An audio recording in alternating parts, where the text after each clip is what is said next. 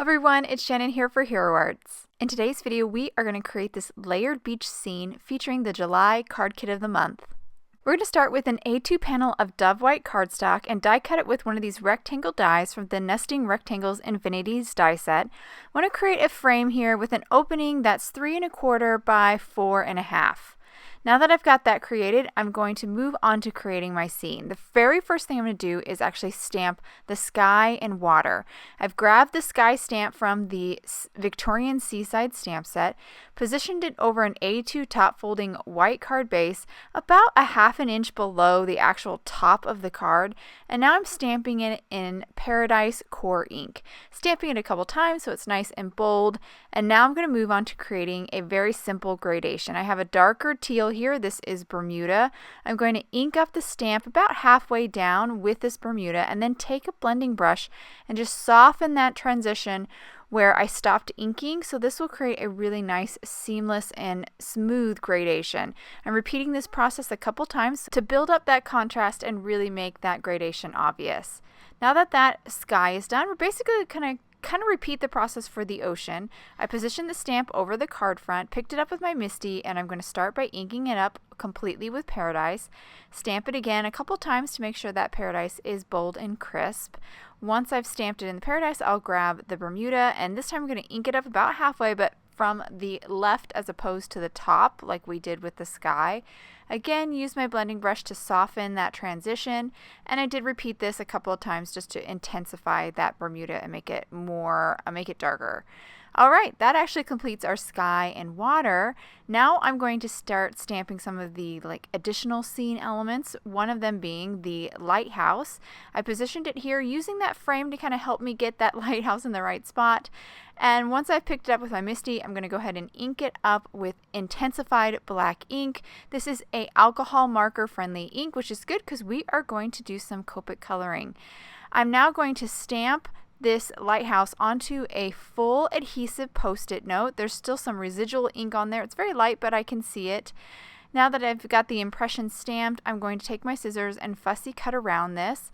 Now you actually don't have to fussy cut very close. There's a lot of this image you can actually fussy cut off.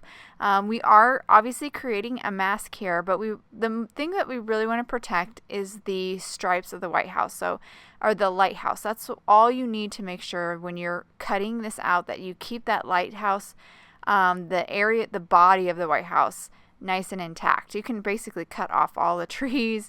It's a pretty easy one to fussy cut.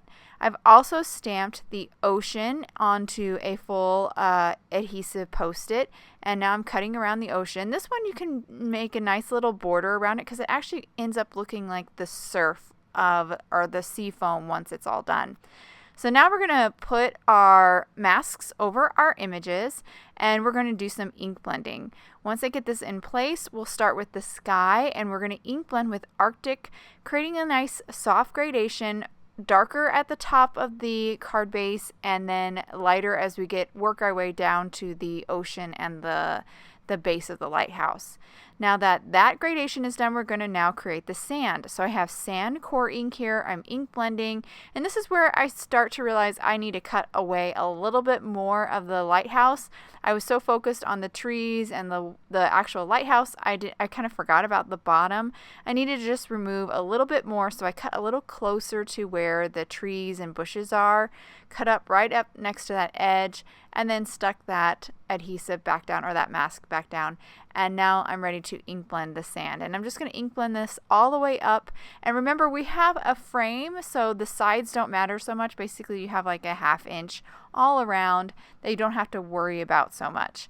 So now that I finished ink blending the sand, I'm going to remove the masks, and we have this beautiful background pretty much ready to go and fill with some images.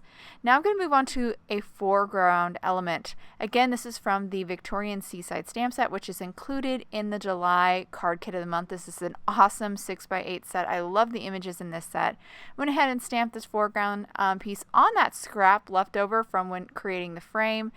I die cut it out with my coordinating dies, and now I'm just using my scissors to trim away the excess. Now that that's all trimmed up, we're ready to do some Copic coloring.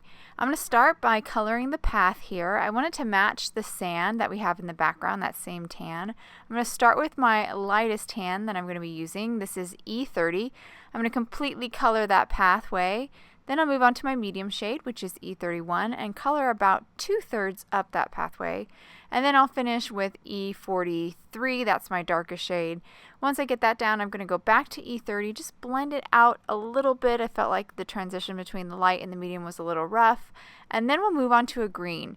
So there's actually grass here in this foreground. I'm going to color it with this G43.